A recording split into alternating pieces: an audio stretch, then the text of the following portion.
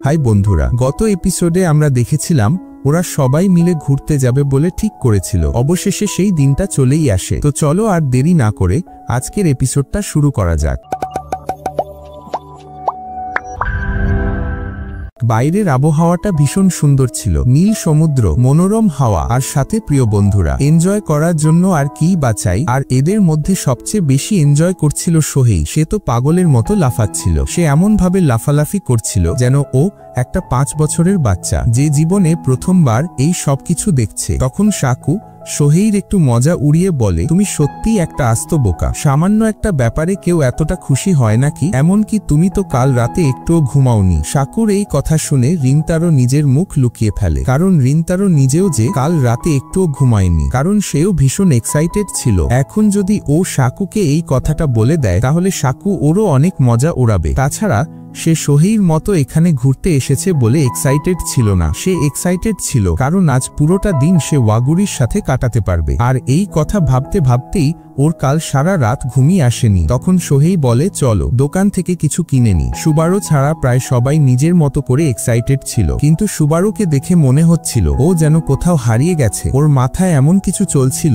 যা সে অন্যদের সাথে, এমনকি নিজের বান্ধবী ওয়াগুরির সাথেও শেয়ার করতে পারছিল না। দোকানে ঢুকেই সোহেই আবার বাচ্চাদের মতো আচরণ করতে শুরু করে দেয়। ও বলে, এখানে কত রকমের খাবার আছে, কিন্তু এবার একটা পার্থক্য ছিল। এখন ও একা বাচ্চা ছিল না, ওর সাথে আরো একজন ছিল, আর সে হলো ওয়াগুরি, যে সোহেইর মতোই এক্সাইটেড ছিল। আর আমরা তো সবাই জানি যে ওয়াগুরির খাবারের প্রতি তার ভালোবাসা কতটা বেশি। এত খাবার একসাথে দেখে ওর যেন সব ইচ্ছা পূরণ হয়ে গেল। এবার ওরা দুজন একসাথে চলতে শুরু করে। ওদের দুজনকে দেখে ভাই বোনের চেয়ে কম কিছু মনে হচ্ছিল না। দুজনের মাথায় 24 ঘন্টা শুধু একটাই জিনিস ঘোরে, আর সেটা হলো খাবার। আয়াতো বলে, ওদের পেটের তারিফ করতেই হবে। আসলে ওরা এত খায় কি করে? তখন সাকু বলে, আমরা এখানে করছিটা কি? আমাদের মনে আছে তো, আমরা এখানে ফায়ারওয়ার্কস দেখতে এসেছি। রিন্তারো বলে, এখনো অনেক সময় বাকি আছে। আর সে সুবারুকে জিজ্ঞেস করে, তুমি কিছু খাবে? কারণ ওসামি আর ওয়াগুরি তো কিছু না খেয়ে মানবে না। কিন্তু সুবারু মানা করে দেয়, ওর এখন তেমন একটা খিদে পায়নি। আর মেলার মধ্যে হারিয়ে যাওয়া এই ভাই বোন তো খাবার ছাড়া আর কিছুই দেখছিল না। ওরা প্রত্যেকটা দোকানকে এমনভাবে দেখছিল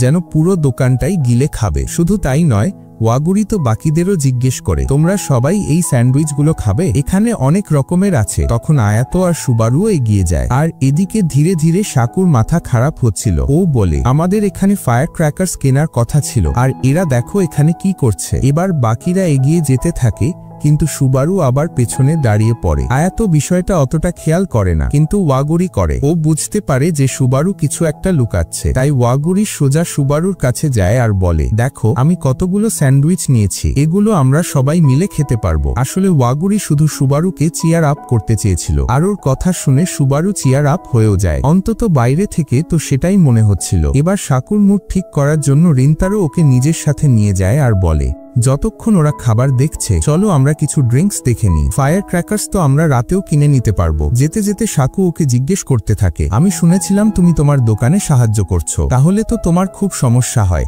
তাই না? কিন্তু রিন্তারো তাকে বোঝানোর চেষ্টা করে যে এমন কিছুই না।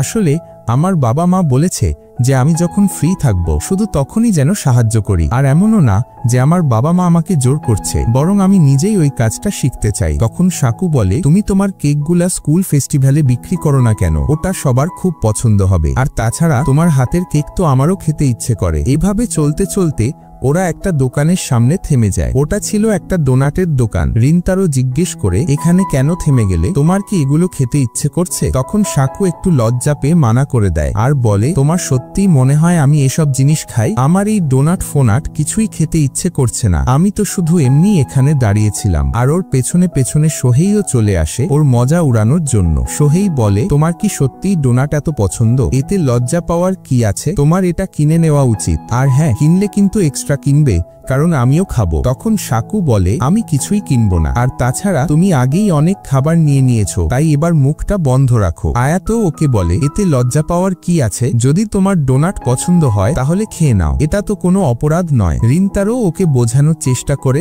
আয়াতো একদম ঠিক বলছে। খাবারের ব্যাপারে কেউ কাউকে কিভাবে জ্বালাতন করতে পারে? সাকু বলে, ওই তো তোমার পাশেই দাঁড়িয়ে আছে একজন যে আমাকে এতক্ষণ ধরে জ্বালাতন করছে, কারণ আমি শুধু একটা ডোনাটের দোকানের সামনে দাঁড়িয়ে দাঁড়িয়েছিলাম। আর খাবারের নাম শুনেই ওয়াগুরি সেখানে চলে আসে আর বলে, কেউ কি ডোনাট বলল? সাকু, তোমার কি সত্যিই ডোনাট পছন্দ? ওগুলো তো ভীষণ টেস্টি হয়। তখন সোহেই ওকে আরো খেপিয়ে বলে, এখন তো ওয়াগুরি সানো বলে দিয়েছে, এবার তো তোমার এই ডোনাট কিনতেই হবে। কিন্তু সাকু নিজের কথায় একদম অটল ছিল। ও বলে, আমি এখান থেকে কিছুই নেব না। তখন ওয়াগুরি জানায়, ডোনাটের কথা বললে তো এটা সুবারুরও খুব পছন্দের, তাই না সুবারু? হঠাৎ করে নিজের নাম শুনে সুবারু অবাক হয়ে যায় যে ওর কথা মাঝখানে কোথা থেকে এলো। সোহেই ওকে বলে, যদি তোমার সত্যিই এটা পছন্দ হয় তাহলে আমরা কি এটাও কিনে নেব? কিন্তু সুবারু একটু ইতস্তত করে আর তারপর বলে, জিজ্ঞেস করার জন্য ধন্যবাদ, কিন্তু আমার এখন এটা খেতে ইচ্ছে করছে না। এই কথা শোনার পর ওরা আর ওকে জোর করে না আর সবাই এগিয়ে যায়। সুবারু পেছনে একা দাঁড়িয়ে থাকে আর ভাবে,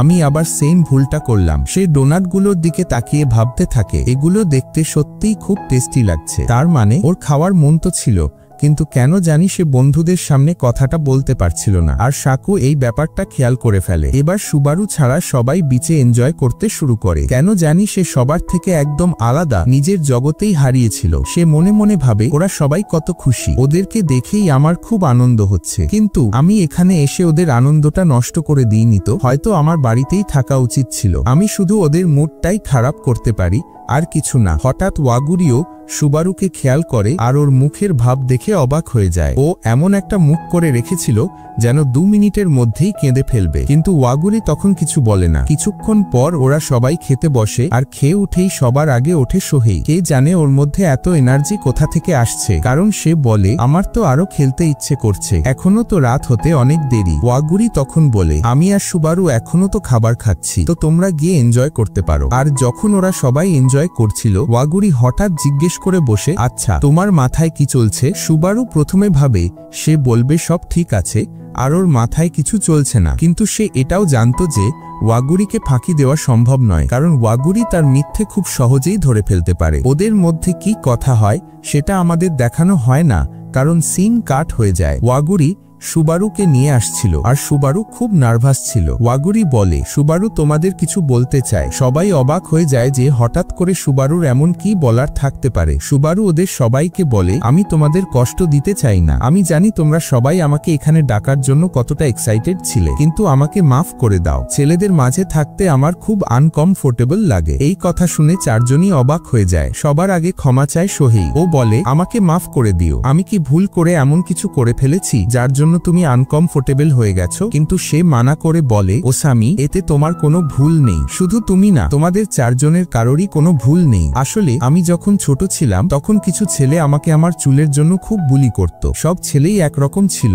আর এই কারণেই আমি ওদের ঘৃণা করতে শুরু করি। শুধু ঘৃণা নয়, ওদের দেখে আমার ভয়ও লাগতে শুরু করে। কিন্তু যখন থেকে আমি তোমাদের সাথে সময় কাটাতে শুরু করেছি তখন থেকে আমার খুব ভালো লেগেছে, আর আমি বুঝতে পেরেছি যে সব মানুষ একরকম হয় না। ধীরে ধীরে হলেও সেই দেয়ালটা ভাঙতে শুরু করেছে যার পেছনে আমি এতদিন লুকিয়েছিলাম। আমি ধীরে ধীরে ছেলেদের ওপরও ভরসা করতে শুরু করেছি, কিন্তু ভেতর থেকে আমি তখনও ভয় পেতাম। আর এটাই কারণ যে আমি প্রত্যেকবার তোমাদের থেকে দূরত্ব বজায় রাখি। সে রিন্তারোর কাছেও ক্ষমা চেয়ে বলে, তোমার মনে আছে আমি একদিন তোমাকে বলেছিলাম যে যেদিন আমি নিজেকে ভালোবাসতে শুরু করব হয়তো সেদিন আমি তোমার বন্ধু হতে পারবো? কিন্তু সত্যিটা হলো আমি এখনই তোমাদের সবার বন্ধু হতে চাই। আমি তোমাদের মতো ভালো মানুষদের হারাতে চাই না। হঠাৎ করেই সাকু জলের ওপর লাথি মারে আর অনেকটা জল সুবারুর গায়ে এসে পড়ে। এটা দেখে বাকি তিনজনই অবাক হয়ে যায় যে ওর আবার কি হলো, ওর মাথা খারাপ হয়ে গেল নাকি? তখন সুবারু একটু ইমোশনাল হয়ে যায় আর ওর কাছে ক্ষমা চায়, কারণ সুবারুর মনে হচ্ছিল যে সাকু এমনটা করেছে কারণ সে সবার মজা নষ্ট করে দিচ্ছে। তাই সুবারু ক্ষমা চেয়ে বলে, আমাকে মাফ করে দাও, আমার এখন এসব কথা বলা উচিত হয়নি। কিন্তু সাকু ওকে থামিয়ে দিয়ে বলে, আমরা একসাথে এত পড়াশোনা করেছি, এমনকি রিন্তারোর বাড়িতে এনজয়ও করেছি, তোমার কি মনে হয় আমি কোনো অচেনা মানুষের সাথে এসব করতে পারি? সোহেই তখন বলে, তোমার এটা বলার মানেটা কি? হ্যাঁ, আমি এটা বুঝতে পেরেছি যে তুমি খুব গভীর কথা বলেছ, কিন্তু তুমি তো জানো যে আমার মাথাটা এতটাই ছোট যে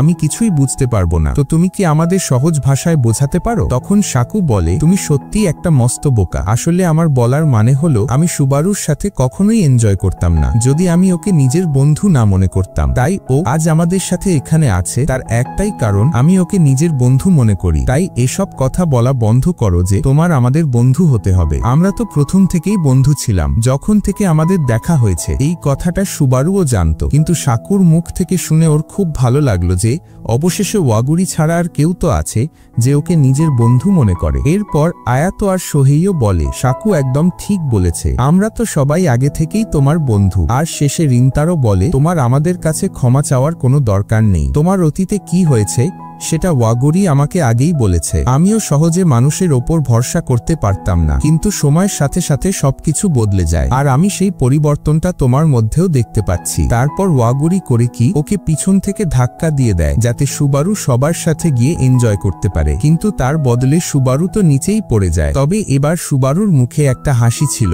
সে খুশি ছিল কারণ সে অবশেষে ওদের সবাইকে নিজের বন্ধু ভাবতে পারছে। এখন ওদের মধ্যে আর কোনো দেয়াল নেই। এবার সবাই মিলে ফায়ার ক্র্যাকার্স পোড়াতে শুরু করে। সুবারু তখনও একা বসেছিল কারণ ওর একটু খিদেই পেয়েছিল। তখনই পেছন থেকে এসে সাকু বলে, তোমার এটা খেয়ে নেওয়া উচিত, তুমি তো অনেকক্ষণ যাবত কিছুই খাওনি। সুবারু খেয়াল করে এটা তো সেই ডোনাট যেটা সে দোকানে দেখেছিল। সুবারু তখন সাকুকে ধন্যবাদ জানায় ডোনাটটা আনার জন্য, কিন্তু সাকু বলে এর কোনো দরকার নেই, আর তাড়াতাড়ি এটা খেয়ে আমাদের কাছে চলে এসো, আমরা ফায়ার ক্র্যাকার্স পোড়াবো। আর ওটা খাওয়ার পর অবশেষে সে ওদের সাথে এনজয় করতে চলে যায়। আর সে সত্যিই খুব খুশি ছিল, ওর মনেই ছিল না যে সে শেষ কবে এতটা এনজয় করেছে। যখন ওদের সব ফায়ার ক্র্যাকার্স শেষ হয়ে যায়, সোহেই আবার জেদ করতে শুরু করে, চলো আমাদের এখন আবার বড় ফায়ার ক্র্যাকার্স নিয়ে আসা উচিত। ওয়াগুরি ওকে বোঝানোর চেষ্টা করে, আমাদের কাছে এখনো তো কিছু ফুলঝুরি আছে, কিন্তু সোহেই মানা করে দেয়, এই মেয়েদের মতো ফায়ার ক্র্যাকার্স আবার কে পোড়াবে? আমার তো বড় ফায়ার ক্র্যাকার্স পোড়াতে ইচ্ছে করছে। আর এবার তো সুবারুও হাত তোলে, সে বলে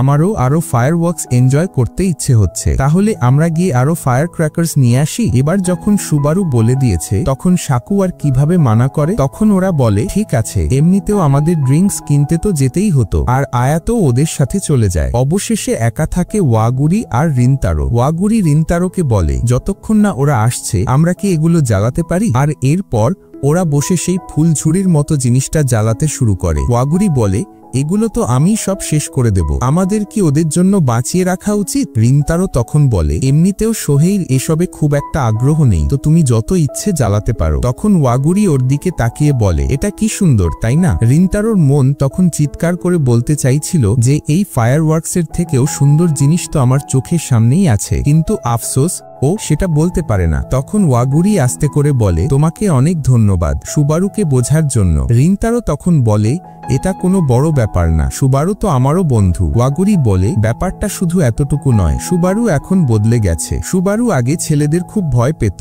এমনকি সুবারু আমার ছাড়া আর কারোর সাথে কথাই বলতো না, কিন্তু যখন থেকে সুবারু তোমার সাথে কথা বলতে শুরু করেছে তখন থেকে সুবারু ধীরে ধীরে বদলাতে শুরু করেছে। সুবারু এখন আরো বেশি হাসে আর নিজের ফিলিংসও ভালোভাবে প্রকাশ করতে পারে, আর এই সব কিছু হয়েছে তোমার জন্য। রিন্তারো মনে মনে ভাবে, একই জিনিস তো ওর সাথেও হয়েছে, সে আগে ঠিক সুবারুর মতোই ছিল, কিন্তু যখন থেকে ওয়াগুরি ওর জীবনে এসেছে সে এখন আরো বেশি হাসতে শিখেছে আর নিজের ফিলিংসও ভালোভাবে প্রকাশ করতে পারে, আর এর কারণ শুধু ওয়াগুরিই ছিল। রিন্তারো বলে, যদি এমনই হয় তাহলে তো আমারও তোমাকে ধন্যবাদ বলা উচিত, কারণ একমাত্র তোমার জন্যই আমি অনেক ইমপ্রুভ করেছি, না হলে এর আগে তো আমি নিজের ফিলিংস বন্ধুদেরও বলতে পারতাম না। ওয়াগুরি মুখ নিচু করে বলে, আজ আমার খুব মজা লেগেছে। আর রিন্তারো ভাবে, যতই আমি ওয়াগুরির সাথে সময় কাটাই ততই সে আমার কাছে আরো বেশি প্রিয় হয়ে উঠছে, কিন্তু এই ফায়ার ক্র্যাকারের মতো একটা সময় আসবে যখন আমাদের বন্ধুত্ব শেষ হয়ে যাবে। হয়তো পরে ওয়াগুরি আমার সাথে দেখাই করা বন্ধ করে দেবে, কারণ গরমের ছুটির পর সে স্কুলে ব্যস্ত হয়ে যাবে আর এরপর হয়তো আমাকে ভুলেও যাবে, কিন্তু আমি চাই আমাদের এই সময়টা যেন কখনো শেষ না হয়। যদি আমি ওর সাথে সবসময় এভাবেই থাকতে পারতাম। কিন্তু যেই রিন্তারো ভাবছিল যে ওয়াগুরি ওর সাথে আর দেখা করবে না, ওয়াগুরি ওকে পরের প্রশ্নটা করে ফেলে। ওয়াগুরি জিজ্ঞেস করে, আমরা এরপর কোথায় যাব? এখনো তো আমাদের পুরো সামার ভ্যাকেশন পড়ে আছে। এর মানে হলো পুরো সামার ভ্যাকেশনটাই ওয়াগুরি রিন্তারোর সাথে কাটাতে চায়। শুধু তাই নয়, তখন ওয়াগুরি বলে, এরপর তো সামার ফেস্টিভ্যালও আসছে, আর তারপর আরো কত কি। এর মানে তো পরিষ্কার যে ওয়াগুরি সামার ফেস্টিভ্যালের পরেও নিজের সময় রিন্তারোর সাথেই কাটাতে চায়। রিন্তারো নিজের ওপর থেকে নিয়ন্ত্রণ হারিয়ে ফেলে আর সে ওয়াগুরিকে বলে দেয়, আমি তোমাকে পছন্দ করি। আর যেই ওর মুখ থেকে এই কথাটা বেরিয়ে যায় তখনই রিন্তারো বুঝতে পারে যে সে কি বলে ফেলেছে। সে ওর কাছে তাড়াতাড়ি ক্ষমা চেয়ে বলে, আমার ওটা বলার মানে ছিল না। কিন্তু সে আর কিছুই বলতে পারে না যখন সে ওয়াগুরির রিয়াকশন দেখে। ওর তো চোখ ছানা বড়া হয়ে যায়। অন্যদিকে ওয়াগুরি তো বিশ্বাসই করতে পারছিল পারছিল না যে রিনতারো সত্যিই তাকে লাভ কনফেস করে দিয়েছে। দুজনেই তখন যেন বরফের মতো জমে গিয়েছিল। আর তখনই পেছন থেকে চলে আসে সোহেই। সে জিজ্ঞেস করে, তোমাদের মুখ টমেটোর মতো লাল হয়ে আছে কেন? রিনতারো কথা ঘোরানোর জন্য বলে, এটা শুধু ফায়ারওয়ার্কসের জন্য হচ্ছে, আর কিছু না। আর ওয়াগুরি ও তো কিছুই বলে না, শুধু নিজের মুখ লুকিয়ে ফেলে। সুবারুও কনফিউজড ছিল যে ওদের দুজনের হলোটা কি। ওসামি রিনতারোকে টেনে নিয়ে চলে যায়, কিন্তু ওয়াগুরি তো নড়ছিল না, আর ওর মুখ তখনও টমেটোর মতো লাল হয়েছিল। এমনকি সুবারু যে তাকে অনেকক্ষণ ধরে ডাকছে সেটাও সে শুনতে পায় না। যখন সে বুঝতে পারে যে সুবারু ওর পেছনেই দাঁড়িয়ে আছে, তখন সে নিজের জিনিসপত্র নিয়ে সেখান থেকে বাকিদের সাথে ফায়ারওয়ার্কস এনজয় করতে চলে যায়। কিন্তু এখন সে ফায়ারওয়ার্কস এনজয় করবে কি করে? দুজনেই নিজের নিজের জগতে হারিয়েছিল, আর দুজনের কেউই জানতো না যে তাদের একে অপরের মাথায় কি চলছে। রিনতারো তো ওয়াগুরির দিকে তাকায়, কিন্তু ওয়াগুরির সাহসী হচ্ছিল না ওর সাথে চোখ মেলানোর। পরবর্তী দৃশ্যে তারা সকলেই পুরোপুরি এনজয় করার পর সবাই নিজের নিজের বাড়ি চলে যায়, আর রিনতারো তো রাস্তার মাঝখানেই বসে পড়ে। ও ভাবতে থাকে, আমি এমনটা কেন বললাম? কি হবে যদি আমাদের বন্ধুত্বটা নষ্ট হয়ে যায়? আমাদের মধ্যে সবকিছু কত ভালো চলছিল। ওয়াগুরি এত ভালো একটা মেয়ে, কে জানে সে এখন আমার ব্যাপারে কি ভাবছে? কি হবে যদি সে আমার সাথে দেখাই করা বন্ধ করে দেয়? রিনতারো এত কিছু ভেবেই যাচ্ছিল, কিন্তু পরে